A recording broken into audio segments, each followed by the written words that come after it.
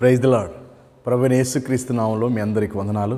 ఈ ఉదయకాల సమయంలో దేవుని వాగ్దానం 1 పేతురు 5:7 మీ చింత యావత్తు ఆయన మీద వేయుడి అనే మాట మనం చూస్తున్నాం. అవును దేవుని బిడ్డలారా, మన చింత యావత్తు ప్రభువు మీద వేయాలి.